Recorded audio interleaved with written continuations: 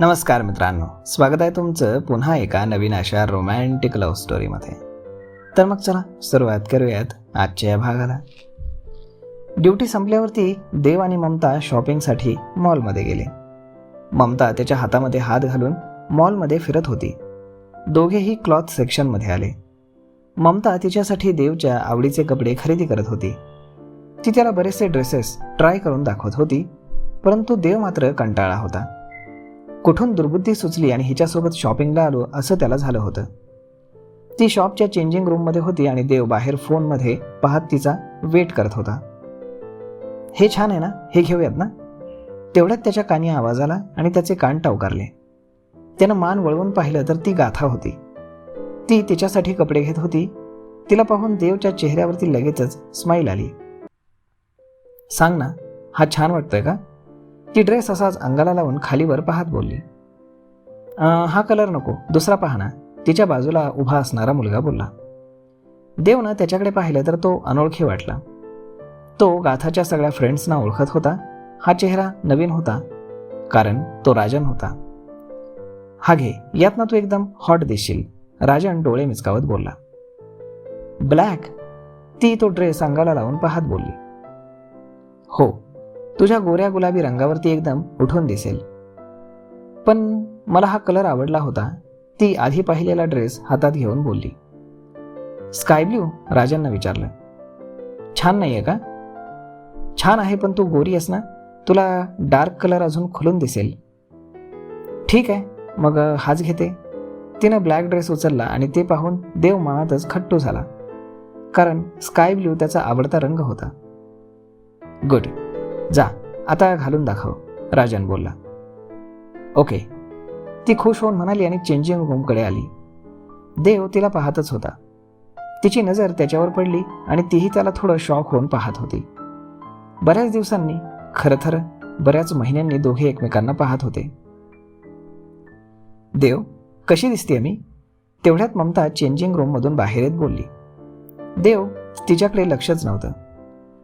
देव, ती पुन्हा बोलली आणि तो कुठे पाहतोय म्हणून समोर पाहिलं तर समोर गाथा उभी होती.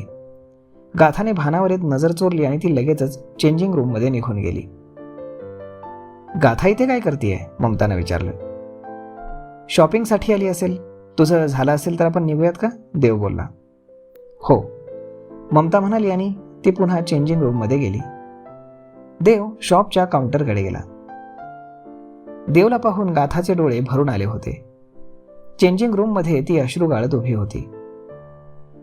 गाथा? राजननं तिला आवाज दिला. आले आले, ती लगेच डोळे पुसत बोलली आणि तशीच बाहेर आली. काय झालं? तू हा ड्रेस ट्राय नाही केलास? काही गरज नाही, चल हाच घेऊ, असं म्हणत तीही काउंटरकडे गेली आणि राजन तिच्या मागे आला. देव तिथेच होता.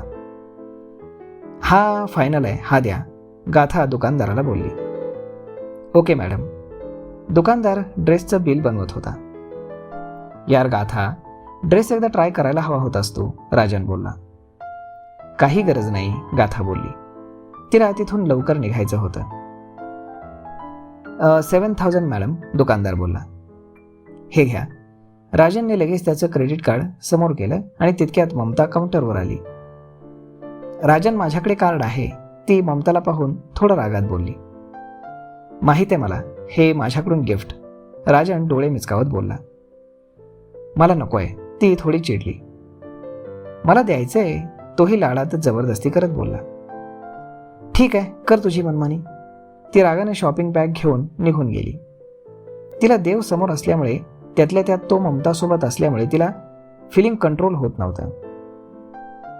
गर्लफ्रेंड? दुकानदार त्याचं कार्ड स्वाईप करत बोलला. होणारी बायको, राजन हसत बोलला. आणि ते ऐकून का कुणास ठाऊक देवच्या काळजात धस्स झालं. कॉंग्रॅच्युलेशन्स, दुकानदार त्याचं कार्ड त्याला देत हसत बोलला. थँक्यू. राजन कार्ड घेऊन निघून गेला. मी म्हटलं होतं ना तुला, ती मूव्ह ऑन झाली आहे, ममता देवकडे पाहत बोलली. त्याच्या चेहऱ्यावरून स्पष्ट जाणवत होतं की गाथामुळे तो डिस्टर्ब झालाय. इकडे गाथा तिच्या रूममध्ये बेडवर झोपली होती. आज कितीतरी महिन्यांनी तिनं देवला पाहिलं होतं. हृदयाच्या कोपऱ्यात बंद करून ठेवलेल्या प्रेम भावना पुन्हा उफाळून वर येत होत्या. सोबत घालवलेले ते क्षण डोळ्यांसमोर आले आणि त्याला आठवताच तिचे अश्रू गळू लागले. किती लवकर मूव्ह ऑन झालात तुम्ही देव. मी अजूनही तिथेच आहे. खरंच तुमच्या मनात माझ्याबद्दल काहीच फिलिंग्स नव्हत्या का? आपली मैत्री तुटली त्याचंही तुम्हाला वाईट वाटलं नसेल का? काय विचार करतेस गाथा? तिचं मन बाहेर येऊन बोललं. अगं त्या हर्टलेस निर्दयी माणसासाठी तू अजून किती दिवस असं एकट्याने अश्रू गाळत बसणार आहेस? या 6 महिन्यात त्याने एकदा तरी तुला भेटण्याचा, तुझ्याशी बोलण्याचा प्रयत्न केलाय का? बघितलंस ना, तो त्या डॉक्टर ममता सोबत खुश आहे. का समजत नाही तुला? तो विसरलाय तुझ्या मैत्रीला. तोही विसर त्याला. विसर. मूव्ह ऑन गाथा, मूव्ह ऑन. असं म्हणत तिचं मन गायब झालं. गाथा अश्रू गाळत तशीच पडून राहिली. इकडे देव त्याच्या रूममध्ये बेडवरती आडवा पडला होता. त्याच्या हातात त्याचं लॉकेट होतं. त्याच्या आईबाबांना तो मिस करत होता आणि तिलाही. आता अश्रू गाळून काय फायदा? आधी तिला हर्ट करून दूर केलंस आणि आता तिच्या आठवणीत असा झुरतोयस. त्याचं मन त्याला बोललं. ती खरंच मूव्ह ऑन झाली? देव डोळ्यात पाणी आणत बोलला. का नको व्हायला? तुला हेच तर हवं होतं ना? तिनं तुझा नाद सोडावा, मूव्ह ऑन व्हावं. मग झाली ना तुझी इच्छा पूर्ण. मग आता हे अश्रू कशासाठी? तुला आनंद नाही झाला का ती मूव्ह ऑन झाली हे पाहून? I am happy. I am very happy for her. Dev बोलला. तसं दिसत तर नाहीये. तू मान अथवा न मान, तिला त्या मुलासोबत पाहून खूप त्रास होतोय ना? त्याच्यासोबत तिला खुश पाहून तुला त्रास होतोय ना? त्याचं मन बोललं. हो होतोय. Any problem? देव चिडून बोलला. का? I don't know. पण मला इथे त्रास होतोय खूप. तू सांग ना, तुला तर सगळं माहीत असेल. का इतका त्रास होतोय मला? तो त्याच्या हृदयावर हात ठेवत बोलला. कारण ती तुझ्यासाठी मैत्रीच्याही पलीकडे आहे. कारण नकळत तूही तिच्या प्रेमात पडलायस. त्याचं मन हसत बोललं. नो. मी तिच्या प्रेमात? नो. देव पुन्हा चिडला. हो, तू तिच्या प्रेमात पडलायस Dev. You love her. You love her lot. त्याचं मन जोर जोरात हसत एवढं बोलून गायब झालं. नो.